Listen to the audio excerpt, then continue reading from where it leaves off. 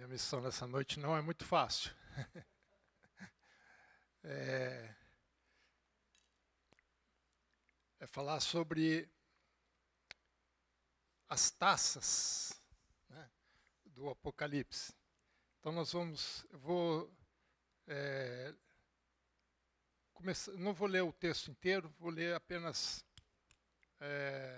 os 2 primeiros versículos, e conforme a gente vai caminhando, nós vamos lendo, assim a gente economiza um pouco de tempo. Ouvi, vindo do santuário, uma grande voz, dizendo aos 7 anjos, ide e derramai pela terra as 7 taças da cólera de Deus. Saiu, pois, o primeiro anjo, e derramou a sua taça pela terra, e aos homens portadores da marca da besta, e adoradores da sua imagem, sobrevieram úlceras malignas e perniciosas. Para a gente, Apocalipse 16.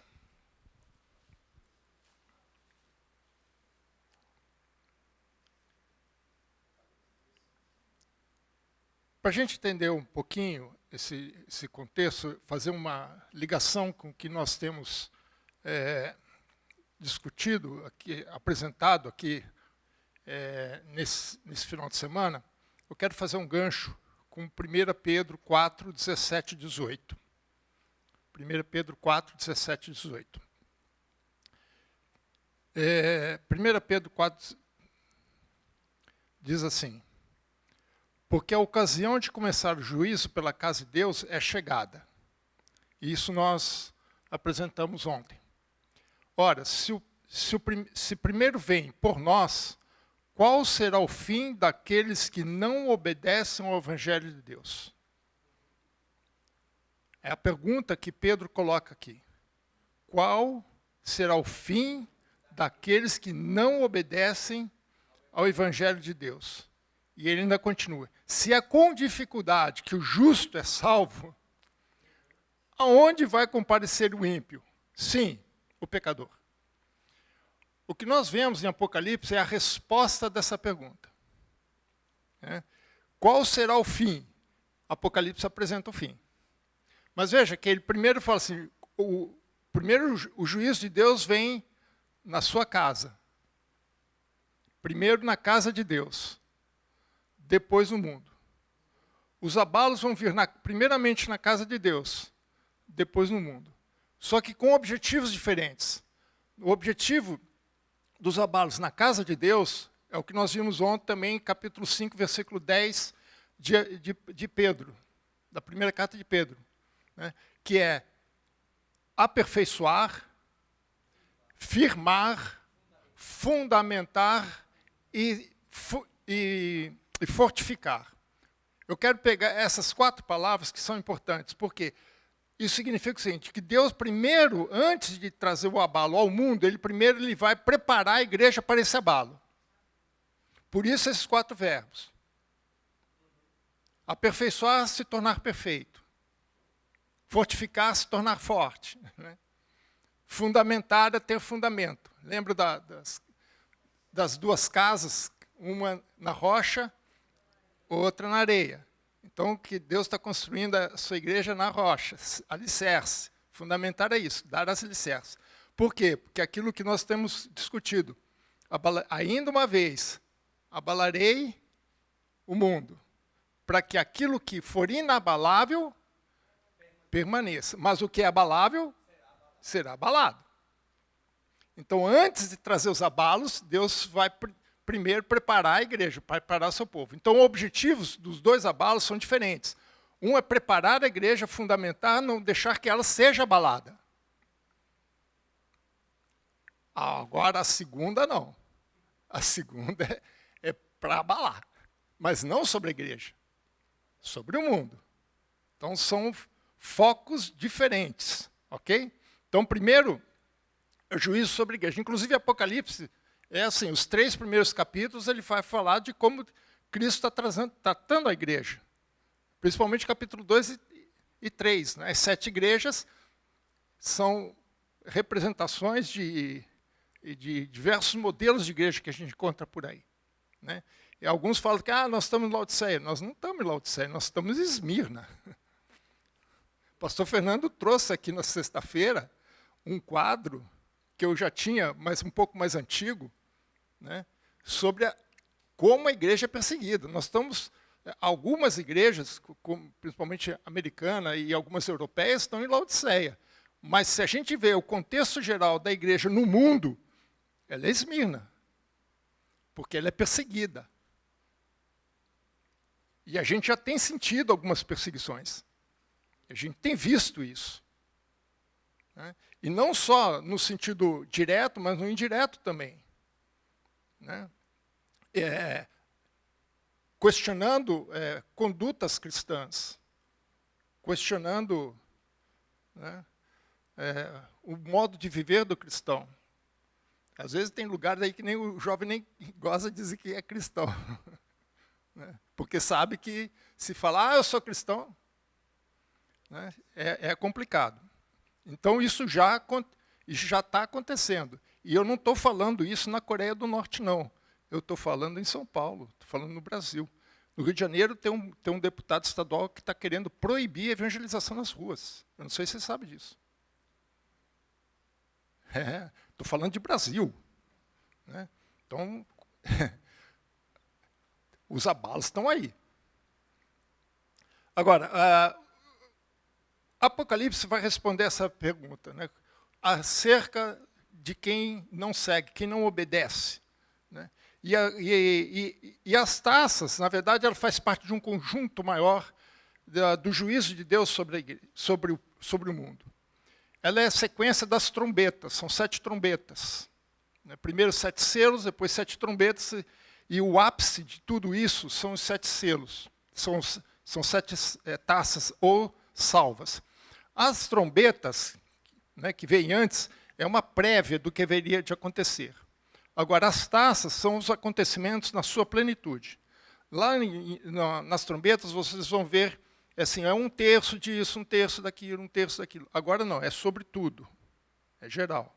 Ou seja, antes era apenas um aviso, um alerta, né, para o mundo.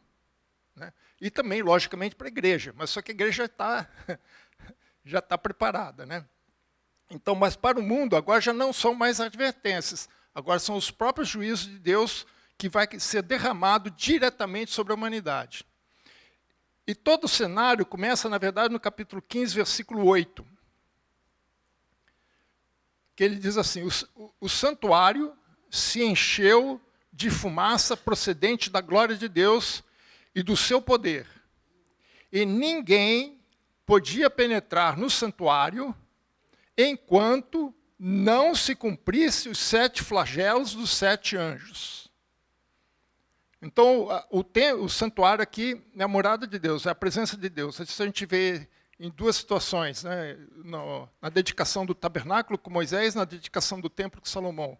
A fumaça, né? Que tem até a música, a fumaça me esconde, né? Não conseguiríamos ficar de pé por causa dessa fumaça. Essa é uma teofania da presença de Deus, da glória de Deus sendo manifestada. E ninguém conseguia entrar lá, enquanto o juízo de Deus sobre a humanidade não acontecesse. E aí sim, veio o capítulo 16, versículo 1. Aí, ouvi vinda do santuário, desse local, ninguém podia entrar lá, mas ele ouviu a voz que veio do santuário, uma grande voz, dizendo aos 7 anjos, ide, derramai pela terra as 7 taças da cólera de Deus. Então a ordem partiu do próprio santuário, ou seja, do próprio Deus. É Deus que está no controle de todo o processo. Isso é uma coisa que a igreja precisa entender. As coisas não acontecem sem que Deus não esteja no controle. Deus nunca perde o controle das coisas. Ok? Nunca. E é interessante porque ele fala, no versículo 9, ele diz assim, blasfemar o nome de Deus, que tem autoridade sobre estes flagelos. Aqui tem um ponto importante, porque a palavra autoridade significa poder de decidir. Há duas palavras em grego para autoridade, ou poder, né? Na verdade são traduzidos como poder. Um é dynamis. Dynamis é poder de fazer algo, de realizar alguma coisa, fazer alguma coisa. E a outra é exousia. Exousia é poder de autoridade de decidir do que fazer. Não necessariamente as duas coisas estão na mesma pessoa. Mas o mais importante não é o poder de fazer, é o poder de decidir. Então, quem decide, quem diz o que vai acontecer, o que não vai acontecer e como deve acontecer, é Deus. Então, irmãos, veja só, não adianta, nada vai acontecer sem que Deus esteja fora do controle, nada. Pode estar fora do nosso controle, mas de Deus não está. Ele vai decidir quando cada coisa vai acontecer. E veja que o mundo vai ser o último a ser julgado. Então ele está preparando a igreja. Outra coisa interessante é por que ele usa taças ou salvas, né? Essas taças ou salvas, na verdade, não são taças de copo. Né? Era uma espécie de um pequeno bandeja, geralmente redonda ou ovalada. Eles eram usados em templos para colocar incenso.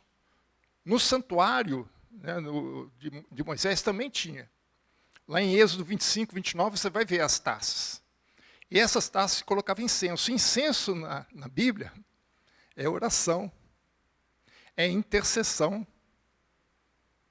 é onde se fazia ofertas de libações a Deus. Ou seja, o que isso nos representa? Que o juízo de Deus está ligado às orações dos santos. Sabia disso, irmãos? O juízo de Deus está associado à oração dos santos.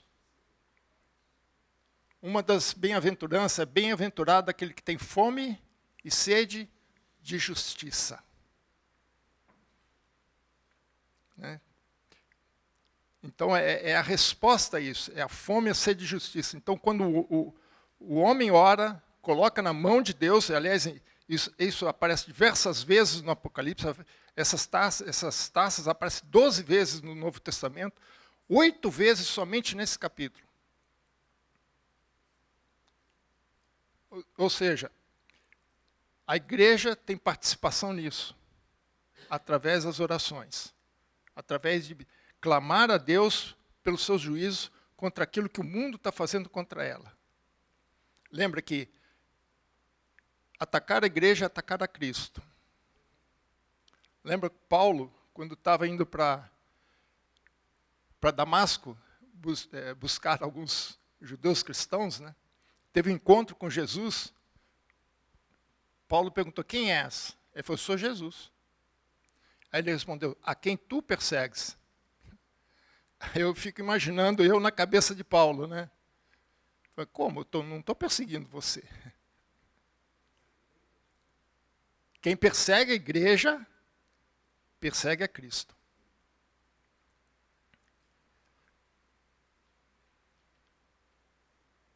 A outra palavra aqui que é importante também é a palavra ira, né? Cólera, e alguns traduzem por cólera, outros por ira. Que é a palavra timos, em grego, que significa raiva, cólera, mas é uma cólera intensa.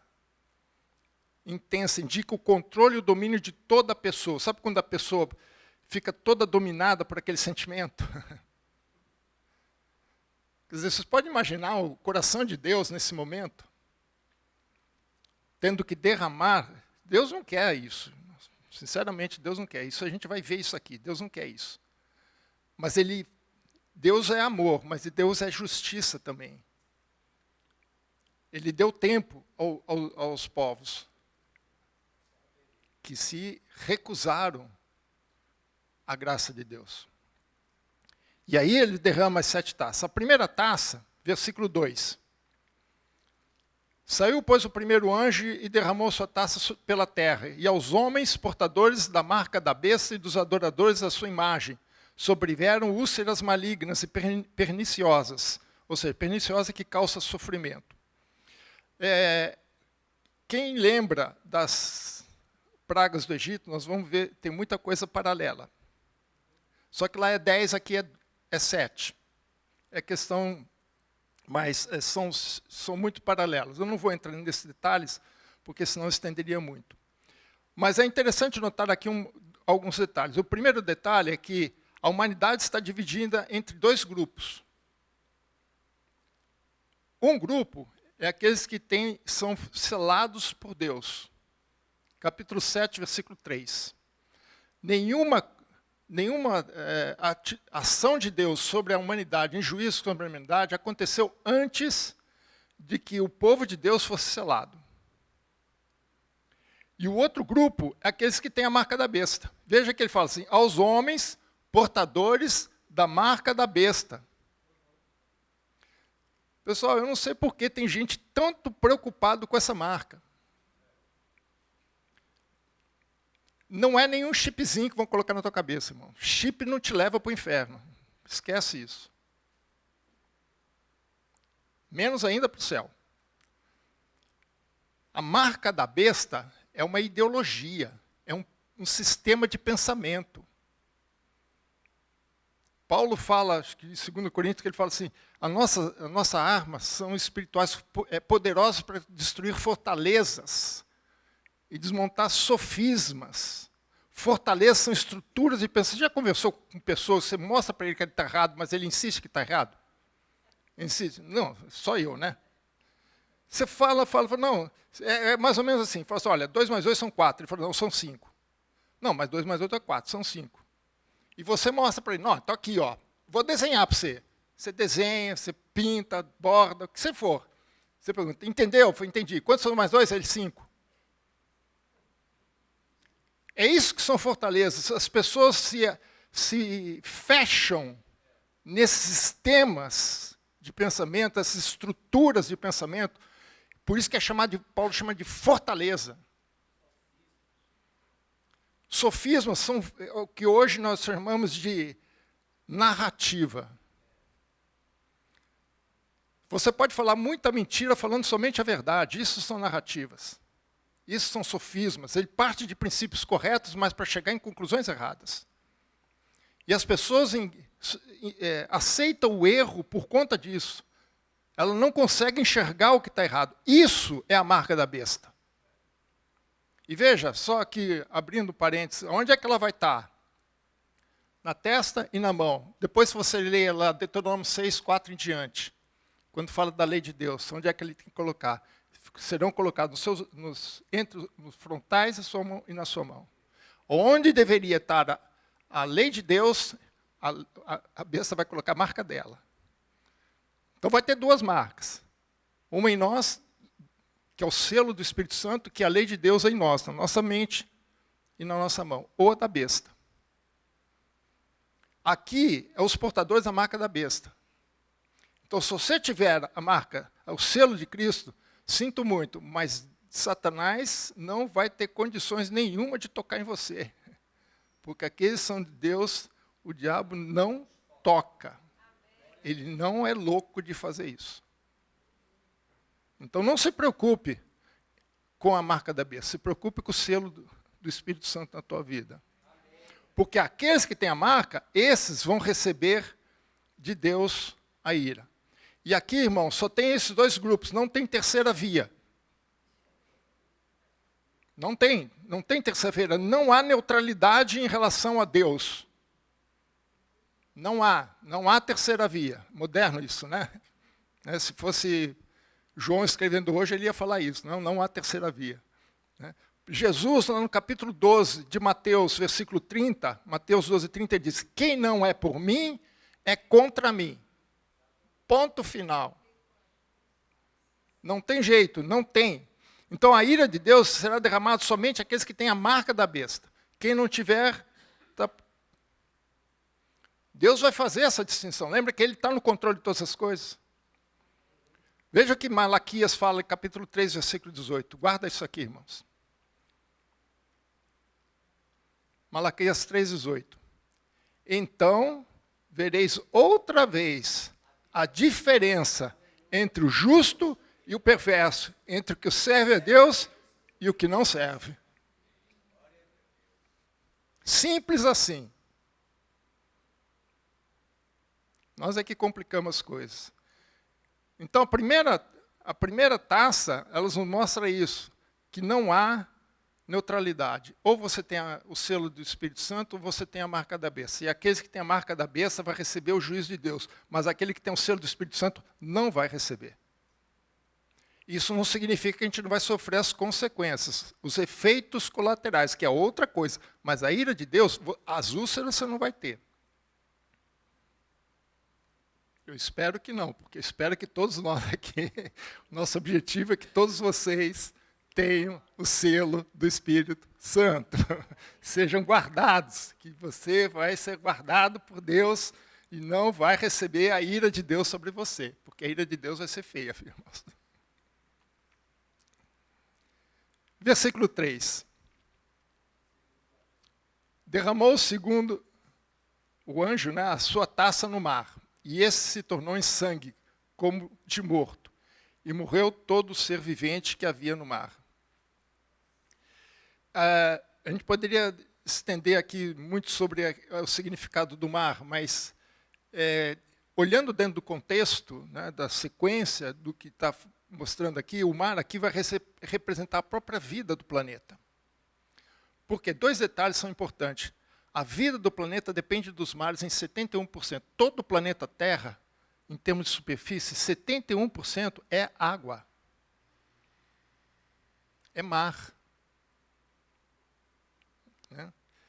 E eles, por que isso é importante? Porque todo o clima da Terra é controlado pelo mar. Você não sabia disso? Pelas correntes marítimas. As correntes quentes e frias.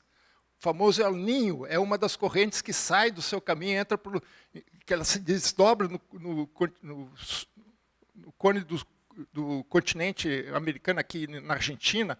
Em vez de ela subir por um lado, em vez de pelo Atlântico, ela vai pelo Pacífico e muda totalmente a temperatura das águas e causa chuvas e tormentas. E quando é o contrário, né, que eles chamam de El Niño, eles chamam de El Niño porque acontece geralmente em dezembro, né, perto do Natal.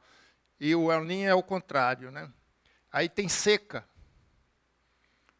Tem estio que fica, às vezes, 3, 4 meses, às vezes até mais, sem água. Isso é tudo regulado pelos mares. Quando Deus atinge os mares, Ele atinge todo o sistema climático da Terra, toda a ecologia da Terra é afetada. A sobrevivência, nossa, depende disso, irmãos. E, além disso, o pessoal fala assim, a Amazônia é o pulmão da Terra. Não é. Todo o oxigênio que a Amazônia produz, ela consome, porque ela é um ecossistema fechado, o que ela produz, ela consome. O nosso oxigênio vem dos mares em 54%. São os fitoplânctons do mar que produzem o oxigênio que você respira. Então, quando o mar se torna em sangue, sangue aqui vai significar morte, ele está trazendo, veja, que é o sangue como de morto. E morreu todo o ser vivente que havia no mar.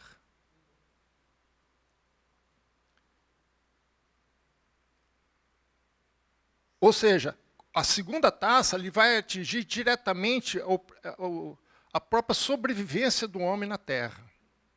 Em todas as condições, principalmente no seu ecossistema. Mas imagina a bagunça. Hoje já está bagunçado, está todo mundo aí falando, né, o tema da modernidade aí, né, a questão do clima, né? Imagino que não vai acontecer aqui. Quero ver que a dona Greta vai falar, né? Se ela estiver aí, né? Terceira taça, versículo 4 e 6. Derramou o terceiro a sua taça nos rios e nas fontes das águas, e se tornaram em sangue. Então ouvi o anjo das águas dizendo, tu és justo, tu és e que eras o santo, pois julgaste essas coisas, porquanto derramaram o sangue dos santos e de profetas, também sangue lhes tens dado a beber, são dignos disso. É interessante isso aqui. Veja o capítulo 6, versículo 10.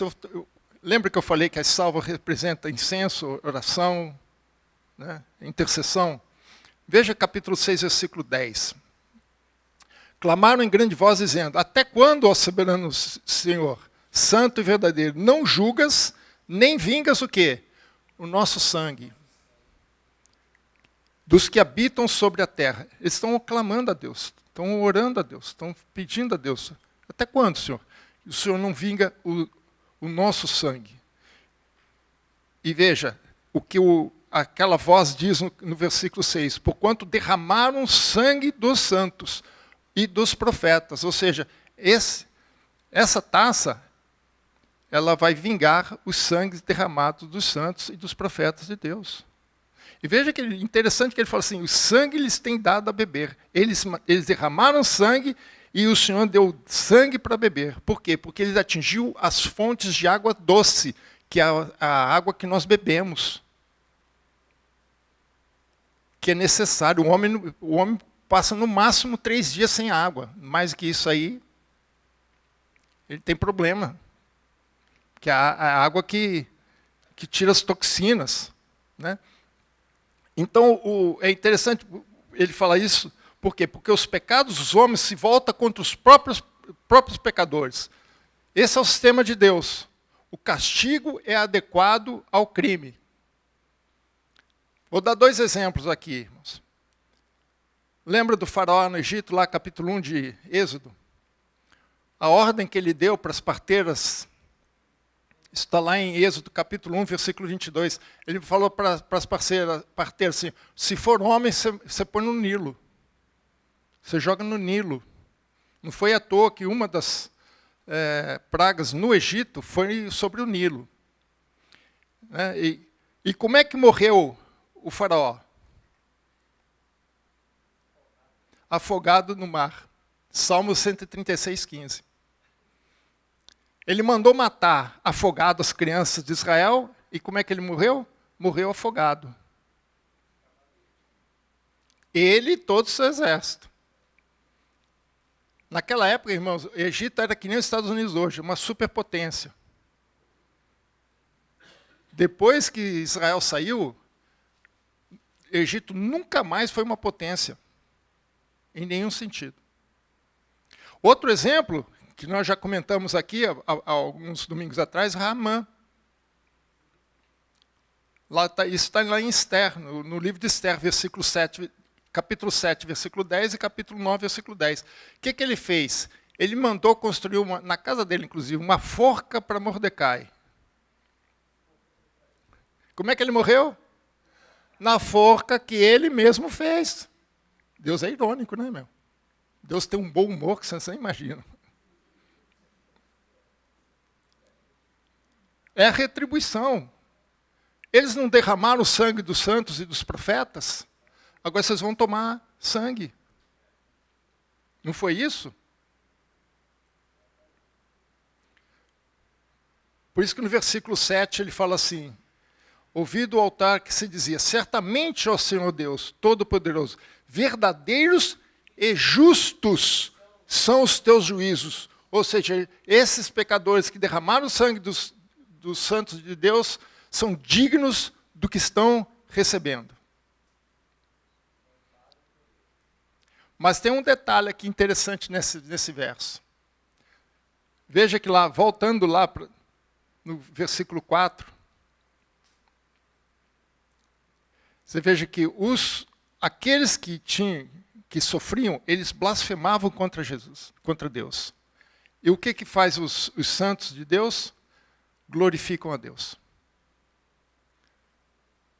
Então, enquanto os ímpios blasfemam, a igreja louva. Os santos glorificam a Deus. Ontem eu falei para os irmãos que Deus não vai trocar o nosso sofrimento, né? Mas ele, em glória. Ele não vai tirar uma coisa por outra. Ele vai transformar o nosso sofrimento em glória. Então, esse juízo também está sendo transformado em glória para Deus. Quarta taça. Versículo 8 e 9. O quarto anjo derramou sua taça sobre o sol, e foi-lhe dado queimar os homens de fogo. Não tinha protetor solar naquela época, viu, irmãos? Com efeito, os homens se queimaram com intenso calor, blasfemaram o nome de Deus, que tem autoridade sobre esses flagelos, e nem se arrependeram de darem glória. A palavra blasfemar aqui é injuriar, caluniar. Eu acho que nessa época, não na época de Jesus, mas quando vai acontecer isso, né, eu diria que eles estavam xingando mesmo Deus. Como a gente já tem visto algumas pessoas fazem isso. Xingar mesmo. Palavrão. Blasfemar é isso. É uma palavra ofensiva. A palavra blasfemi, né, em grego. Blabés é ofensa, é algo que agride. É uma palavra, femia, falar, né? Falar algo ofensivo, algo agressivo. É quase que xingar. Muitas vezes é usado também para amaldiçoar. Então, esses homens que se queimaram, que recebiam a ira de Deus, eles blasfemaram o nome de Deus. Por quê? Porque Deus, vocês já viram aqui na criança, se existe Deus, por que tanta criança morre? Eles estão questionando a autoridade de Deus, não é simplesmente se Deus existe ou não. Eles estão questionando a autoridade de Deus, eles estão questionando o caráter de Deus. Mas que Deus é esse que deixa a criança morrer? A criança morre não é porque Deus quer, a criança morre por causa do nosso pecado. Não tem nada a ver com Deus, Deus não quer. Olha, veja por que Deus não quer. Veja que fala aqui, eles não se arrependeram. Isso significa, irmãos, que os homens não assumem a sua responsabilidade pelos seus atos. Sempre está tentando transferir para outro. Jogar a culpa, lançar a culpa em outro. E no caso aqui, em Deus. Por que as crianças morrem? A culpa é de Deus. Se você existe Deus, esse Deus aí que não assume a responsabilidade. Hoje em dia é um evangelho na igreja, pior é isso, né? É um evangelho na igreja que faz com que as pessoas não assumam os seus próprios erros. A música que fala que arrependei-vos e creia no evangelho. Porque essa foi a mensagem que Jesus começou a falar. João Batista, quando começou a pregar, ele falou, arrependei-vos porque o reino de Deus está próximo. E quando Jesus chegou, ele falou, arrependei-vos porque o reino de Deus já chegou. Arrependimento. Hoje existe um evangelho frouxo, fraco, aguado, falso, que leva um falso arrependimento, que leva um falso cristianismo. Por isso que a gente vê igrejas fracas, cristãos fracos. Meu irmão, se com Deus a coisa já é complicada, imagina sem Deus. Se com um evangelho sólido, firme, já é coisa difícil. Inclusive Pedro mesmo, nós lemos aqui, Pedro, se é com dificuldade que o justo é salvo, imagina aquele que não tem. É isso que ele está dizendo. Um evangelho que não exige da pessoa responsabilidade. Hoje nós temos uma sociedade que não exige, você quer dar tudo de mão beijada para o cara.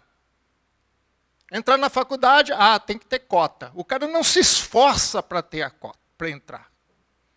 Ele não quer ter esforço para nada. Não assume a sua responsabilidade. Fica lançando sobre o outro. Essa obstinação está levando o homem à sua ruína. Por isso que eles são dignos. E o que eu concluo desse flagelo é que quem não vem pela graça, não vem pela dor. Não vem de jeito nenhum. A gente usa muito isso, né? Quem não vem pela graça, vem pela dor, né? Não vem pelo amor, vem pela dor. Não vem, irmãos. Não vem. Quinta taça. Isso é um alerta para a igreja, tem que estar atenta a isso, né? Quinta taça. Versículo 10. Isso aqui, eu falo para os irmãos, Deus tem tem um senso de humor fantástico.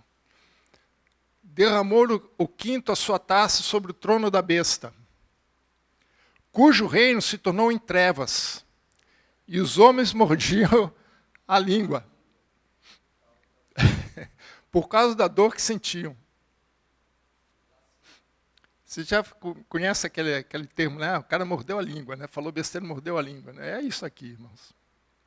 Mas veja só, aonde a taça foi cair? Sobre o trono da besta, ou seja, a ira de Deus cai no centro do poder da besta.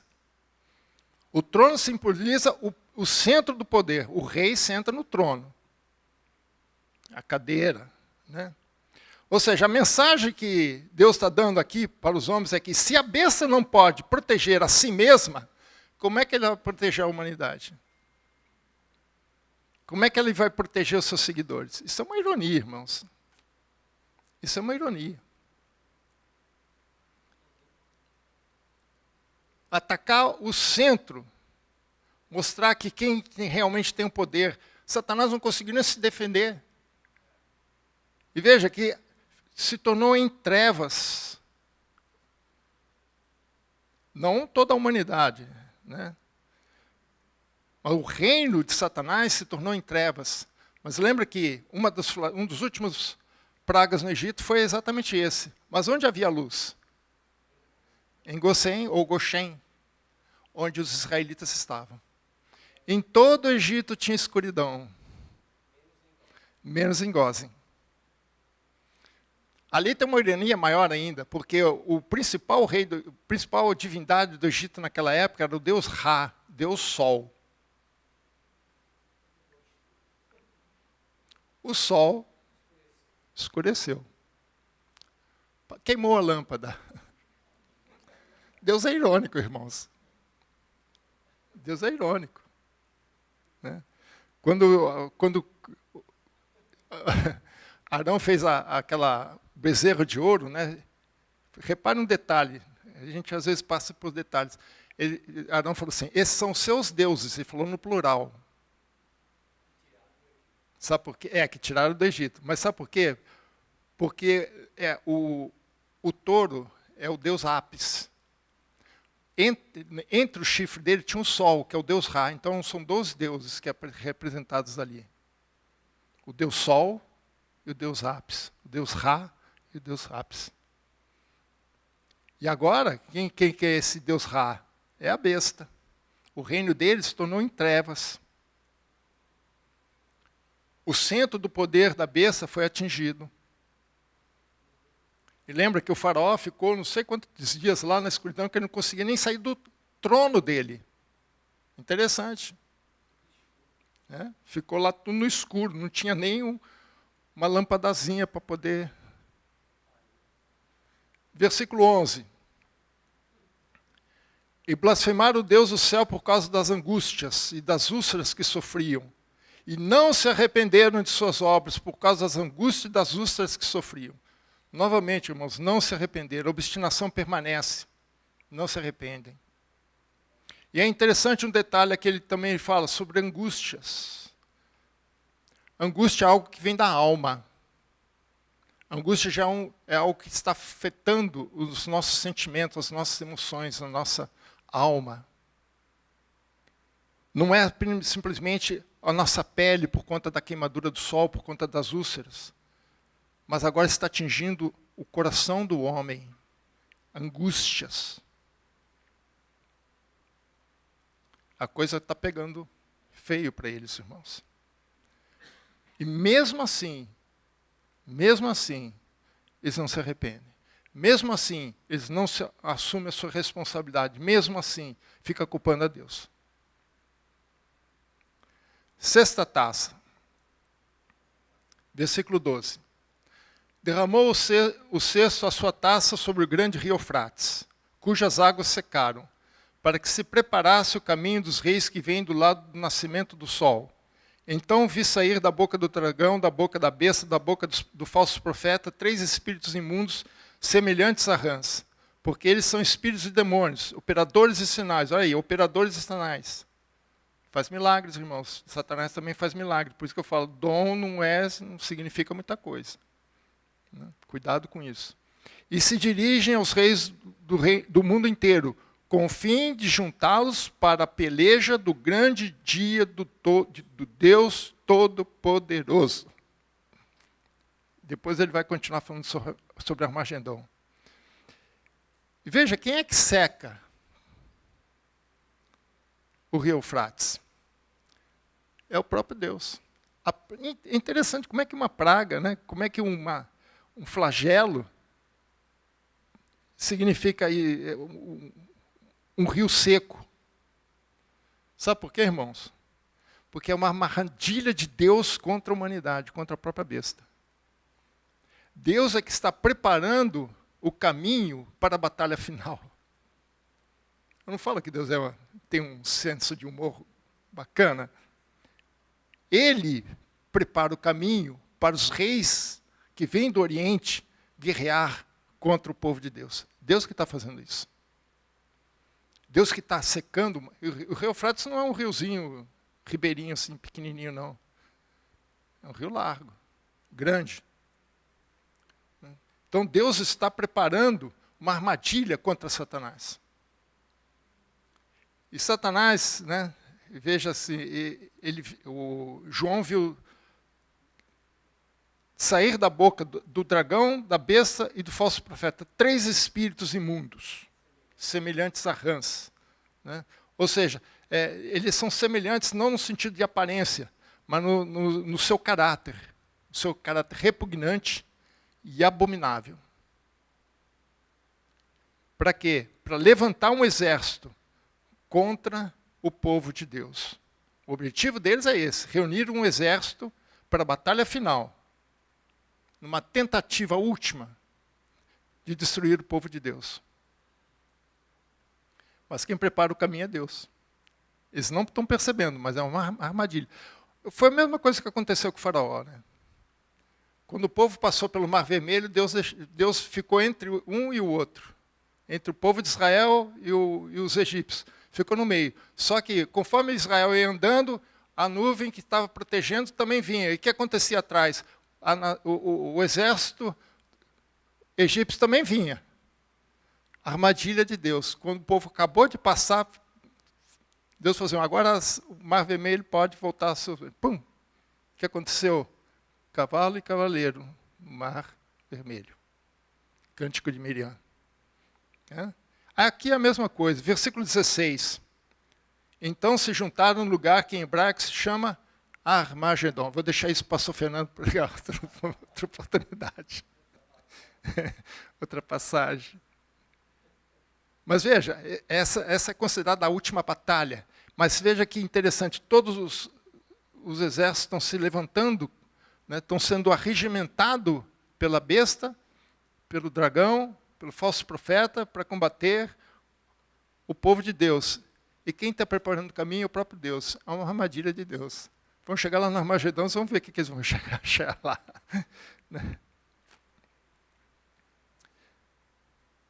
Versículo 17. Então derramou o 7º anjo a sua taça pelo ar. E saiu grande voz do santuário do lado do trono, dizendo, está feito. Aí pergunta assim, por que no ar? Né? Estranho, né? O que tem a ver com ar? Efésios 2:2 diz que o príncipe, que Satanás é o príncipe da potestade do ar. Então essa aqui é a cartada final, irmãos. É a última praga. É aqui quando o juízo de Deus vai findar. Por isso que ele fala, está feito, está concluído, está terminado. Pronto. Agora, como o pastor Fernando pregou hoje de manhã, a Babilônia caiu. É tudo preparação para isso. Versículo 21. Também desabou do céu sobre os homens grande saraivada, com pedras que pesavam cerca de 1 talento. Faz parte da mesma taça. E por causa do flagelo da chuva de pedras, os homens blasfemaram de Deus, porquanto o seu flagelo era sobremodo grande. É interessante isso, né, irmãos? Por que pedras? Abre em Levítico 24:16. Não falei que Deus castiga segundo... Levítico 24:16. Aquele que blasfemar o nome do Senhor será morto. Toda a congregação o apedrejará. Tanto estrangeiro quanto natural. Blasfemando o nome do Senhor, será morto. Como apedrejamento. Como é que eles estavam, o que eles estavam recebendo na cabeça? Pedrinhas. E não era pedrinha de seixo de mar, não. Um talento é mais ou menos 60 quilos. Alguns falam 48, mas para mim não faz muita diferença, 48 e 60 quilos. Ou seja, eles estão sendo castigados por Deus, porque blasfemaram contra Deus. Deus permitiu que os flagelos caíssem para que os homens se arrependessem. Mas chega uma hora que Deus diz, basta, está feito, chega. Acabou, sem chance. Esses flagelos são bem diferentes daquele que nós vamos passar, irmãos. Bem diferente. Não queira passar por eles. O que nós podemos aprender aqui? 3 lições importantes para nós. Primeiro, Deus é glorificado em justiça. Versículo 7. Ouvi do altar que se dizia, certamente, ó Senhor Deus Todo-Poderoso, verdadeiros e justos são os teus juízos. Meus irmãos, o juízo, a justiça de Deus não tarda e muito menos falha. A gente vai, tarda, mas não falha. Nem tarda, nem falha. Ela vem no momento certo. Por isso que ele tem a exousia, o poder de decisão. Ele sabe o momento que deve acontecer as coisas. E é por isso que ele é glorificado. Eu confesso que às vezes, se eu tivesse... ainda bem que Deus não me deu alguns poderes, porque se eu tivesse, eu não ia pelo Espírito, eu ia pela carne. Mas Deus não. Deus sabe como agir com justiça. Então, a primeira lição que a gente tira aqui, desses abalos contra o mundo, é que Deus é glorificado em justiça. Deus sabe fazer o momento certo de trazer o seu juízo. Isso aqui é uma palavra de conforto para a igreja.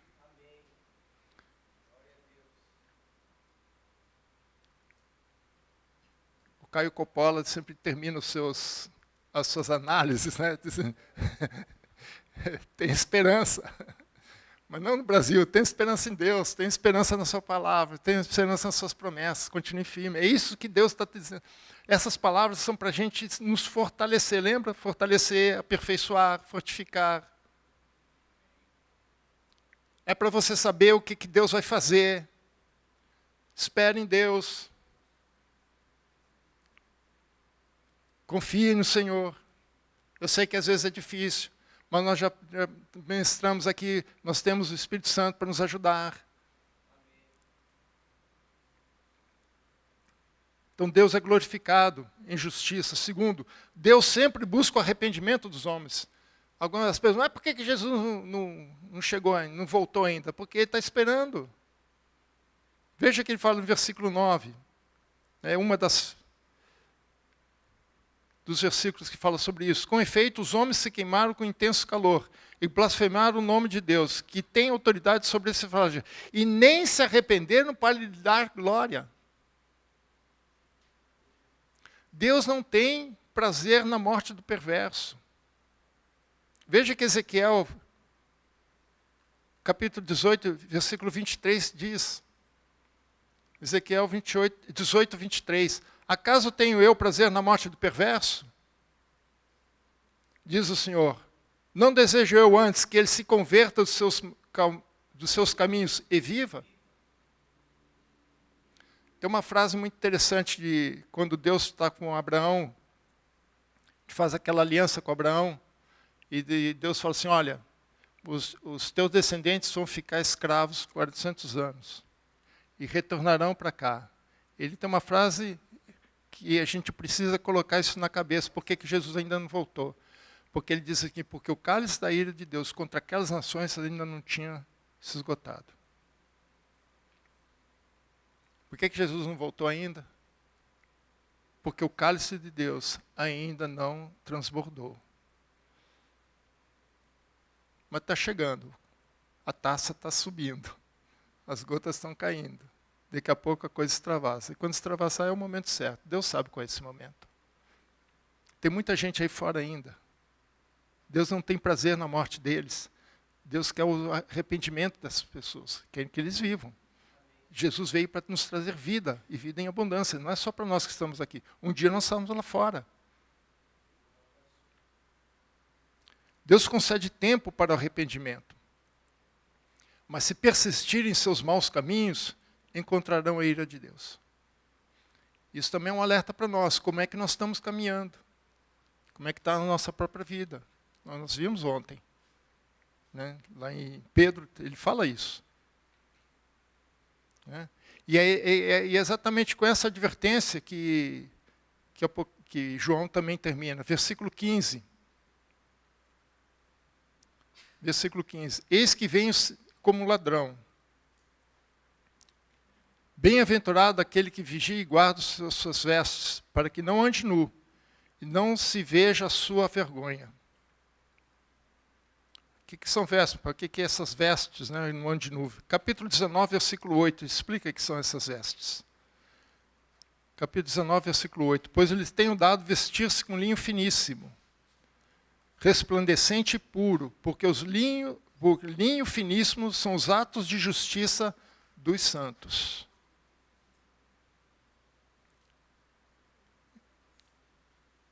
Vigia, guarde as suas vestes. Vestes são as justiças, os nossos atos de justiça. Vigiar é isso, estar concentrado, estar atento. Não se distrair com as coisas que o mundo nos distrai. Não se deixar levar, não deixar que nada desvie a tua atenção. Mas principalmente não ser negligente com as coisas de Deus. Não ser indolente, preguiçoso. Ele fala assim, eis que venho como vem com um ladrão. Ou seja, ele não vem para roubar, óbvio. Mas alguém já recebeu em casa uma ligação, ou então um WhatsApp, diz assim, ó, eu sou fulano de tal, eu sou ladrão, e essa noite eu vou passar na tua casa, vou roubar a tua casa. Por favor, se você não quiser ter nenhum susto, leva a sua família para fora. Eu vou chegar aí às 2h30 da manhã. Alguém já recebeu esse WhatsApp? Muito pelo contrário, você chega em casa, espero que ninguém chegue em casa, tem essa surpresa. Chegar em casa, tem aquela surpresinha de uma visitinha. Né? Que legal, né? Pois é, Jesus vai vir assim. Quanto menos se espera. Então, guarda as suas vestes. Mantenham-se íntegros diante de Deus. Quem não se mantém íntegro está nu. É o que ele fala para a Laodiceia. Você está nu. Você não tem atos de justiça na tua vida. Você está nu. Então esse é um alerta para nós. Deus nos exorta à vigilância. Estar atentos. Olhos abertos. Ouvidos abertos. Entender o que está acontecendo. Eu não sou daquele tipo de sensacionalismo, qualquer coisa é coisa, né? Tem muita coisa que são fatos naturais. Mas a gente tem que ter o discernimento daquilo que são atos de Deus e o que não são. Aquilo que é natural e o que não é. Tem coisas, meus irmãos, que não dá para isso aqui, só não explica naturalmente. Não é tempo mais a igreja ficar brincando. É como eu disse ontem, isso aqui não é Hopi Hari. Wet n Wild ou qualquer coisa de Disneylândia. E o que está em jogo é o nosso futuro. Não aqui, mas lá em cima, nossa salvação. Aqui vai passar, mas lá permanecerá para sempre. Amém? Esse é o alerta de Deus para nós. Os abalos para o mundo vão chegar, mas Deus está dizendo para você, avisando a você o que vai acontecer. Porque quando acontecer, você não diga como Pedro falou, escreve, né, na sua carta. Vocês estão achando que isso aí é alguma coisa extraordinária? Não, vocês não devem estranhar isso, porque isso são atos de Deus, os abalos de Deus, para chamar a atenção do homem e da sua igreja também. Amém? Deus os abençoe.